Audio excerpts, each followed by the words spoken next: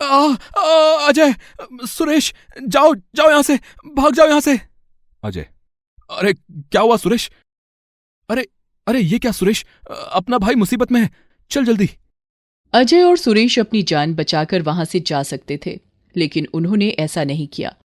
वो आरिफ को मगरमच्छ के साथ अकेला छोड़कर नहीं गए, बल्कि उसके साथ मिलकर मगरमच्छ का बहादुरी से मुकाबला किया। मगरमच्छ ने तीनों दोस्तों को लहूलुहान कर दिया, लेकिन आखिर में तीनों ने मिलकर उस भूखे मगरमच्छ को मार डाला। तीनों नदी से बाहर आ गए। वो बुरी तरह घायल हो गए थे। तभी आरिफ ने गुस्से में कहा, अबे तुम दोनों पागल हो क्या? मगरमच्छ ने मुझ पर हमला किया था, तुम दोनों को जाने को कहा था ना, फिर क्यों भिड़े उससे? तुझे बचाने के लिए। हाँ, अगर तुझे कुछ हो जाता तो क्या हम जी पाते मेरे भाई? उन दोनों की बातें सुनकर आरिफ की आंखों में आंसू आ गए। तीनों दोस्त एक दूसरे के गले लगे और घर की तरफ चल दिए। वो तीनों पास ही के गांव चंदनपुर में रहते थे और एक साथ 10वीं क्लास में पढ़ते थे। अजय और सुरेश दोनों ब्राह्मण परिवारों से थे, जबकि आरिफ एक पठान खानदान से था। बचपन से ही तीनों दोस्त एक दूसरे पर जान छिड़कते थे।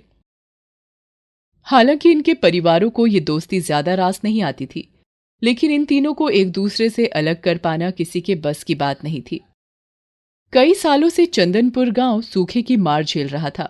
गांव के बाकी लोगों की तरह इन तीनों के परिवारों की भी भूखे मरने की नौबत आ गई थी। तभी एक दिन अजय को कहीं से एक जानकारी मिली और वो दौड़ता हुआ अपने दोस्तों के पास गया और बोला, सुरेश, आरिफ, मुझे मुझे कुछ पता चला है। मुझे, हाँ, उफ। अरे थम जा जरा, ये ले, पहले पानी पी ले। अजय पानी पीता है, फिर उन दोनों से कहता है, अरे सुनो, फौज में भर्ती निकली है। अगले महीने की 10 तारीख को शहर में होने वाली है भर्ती। मैंने सब पता कर लिया है, बस पूरा दम लगाकर दौड़ना है। अच्छी बात यह है कि तब तक अपना रिजल्ट भी आ जाएगा। ये तो वाकई अच्छी खबर लाया तू। चल फिर कल से ही शुरू कर देते हैं कसरत। अगले ही दिन से तीनों दोस्त मन लगाकर फौज में भर्ती के लिए तैयारी में जुट गए। उन्होंने खूब मेहनत की और उनकी मेहनत रंग भी लाई। तीनों भर्ती के लिए रेस में बढ़िया दौड़े और तीनों ही एक साथ भारतीय सेना में भर्ती कर लिए गए। तीनों बहुत खुश थे, क्योंकि अब वो अपने परिवारों का सहारा बन सकते थे और एक साथ भर्ती होने की वजह से तीनों को एक ही यूनिट में रखा गया था। तीनों की पहली पोस्टिंग कश्मीर में हुई। देशभक्ति से लबरेज तीनों दोस्त पूरे जोश के साथ अपनी ड्यूटी निभाने लगे। ऐसे ही वक्त गुजरता गया। तीनों के परिवारों की माली हालत भी सुधरने लगी। एक दिन अचानक दुश्मन देश के सैनिकों ने बॉर्डर पर फायरिंग शुरू कर दी। अपनी सैन्य टुकड़ी के साथ अजय, सुरेश और आरिफ भी दुश्मन के खिलाफ मैदान में उतर गए। वो दुश्मन की फायरिंग का मुंहतोड़ जवाब दे रहे थे, लेकिन देखते ही देखते दुश्मन सैनिकों ने फायरिंग के अलावा हथगोलों से धमाके करना भी शुरू कर दिया।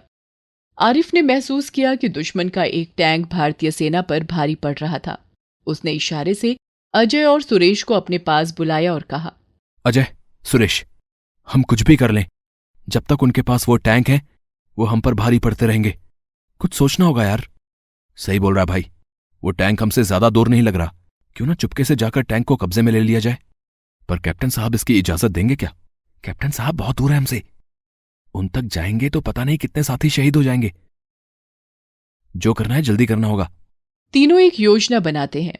वो बिना फायरिंग किए हुए सिर्फ संगीनों से दुश्मन सैनिकों को मारते हैं और चुपचाप उस टैंक तक पहुंचने की कोशिश करते हैं। तब तक भारतीय सेना भी वहां पहुंच चुकी थी, जिसके आसमानी हमलों से डरकर दुश्मन का वो टैंक खुद ही पीछे हो गया। लेकिन उन तीनों को इस बात का अंदाजा नहीं हो पाया। वो लगातार आगे बढ़ रहे थे। शाम का वक्त था। अंधेरा होने की वजह से उन तीनों को पता ही नहीं चला कि कब वो दुश्मन देश की सीमा में दाखिल हो गए। भारतीय वायुसेना के आ जाने से थोड़ी ही देर में दुश्मन ने घुटने टेक दिए और लड़ाई वहीं थम गई। तीनों दोस्तों को जैसे ही इस बात का एहसास हुआ, वो तुरंत ही झाड़ियों में छिप गए। आसपास की आवाजें और इलाके को गौर से देखने समझने के बाद उन्हें एहसास हुआ कि वो दुश्मन के इलाके में हैं। लेकिन वो घबराए नहीं। काफी देर सोचने के बाद आरिफ को एक तरकीब सूझी। उसने अजय और सुरेश से कहा, देखो दोस्तों, लड़ाई थम चुकी है। अगर अपनी सीमा की तरफ बढ़े तो बचना नामुमकिन है, और यहां रुके तो भी मौत पक्की है। मेरे पास एक तरकीब है जो शायद काम आ सकती है। क्या है तेरे दिमाग में, जल्दी बता। जैसा मैं कहता हूं करते जाओ, और एक बात याद रखना, कहीं पर कुछ मत बोलना, सब कुछ मैं संभाल लूंगा। अजय और सुरेश आरिफ की बात मान लेते हैं और दुश्मन देश के 3 ऐसे सैनिकों को चुपचाप झाड़ियों में ले जाते हैं जो लड़ाई में शहीद हो चुके थे। तीनों शहीद सैनिकों का चेहरा पूरी तरह खराब हो चुका था। वो उन तीनों सैनिकों की वर्दी उतारकर उन्हें अपनी हिंदुस्तानी वर्दी पहना देते हैं और खुद उनकी वर्दी पहन लेते हैं और फिर झाड़ियों से निकलकर जमीन पर लेट जाते हैं। घायल तो वो तीनों पहले से ही थे। फिर अजय और सुरेश बेहोश होने का नाटक करते हैं और सिर्फ आरिफ ही आंखें खोलकर सब कुछ भांपने की कोशिश करता है। फिर अजय और सुरेश बेहोश होने का नाटक करते हैं और सिर्फ आरिफ ही आंखें खोलकर सब कुछ भांपने की कोशिश करता है। थोड़ी ही देर में दुश्मन सैनिकों की एक टुकड़ी वहां आ जाती है जो अपने घायल सैनिकों को वहां से इलाज के लिए ले जा रही थी। आरिफ उन्हें देखकर जोर जोर से चिल्लाने लगता है, मेरे मौला रहम कर, बहुत दर्द हो रहा है, या अल्लाह। उसकी आवाज सुनकर सैनिक उसे इलाज के लिए ले जाने लगते हैं। तभी वो उनसे कहता है, जनाब, ये 2 बाशिंदे भी जिंदा हैं, अभी मेरे सामने ही बेहोश हुए हैं। आरिफ की बात सुनकर वो लोग अजय और सुरेश को भी इलाज के लिए ले जाते हैं। तीनों ने वर्दियों पर लगे बिल्लों पर लिखे नामों को अच्छे से याद कर लिया था। किसी तरह उन्होंने अपनी पहचान को छिपाए रखा और अपना इलाज करवाने लगे।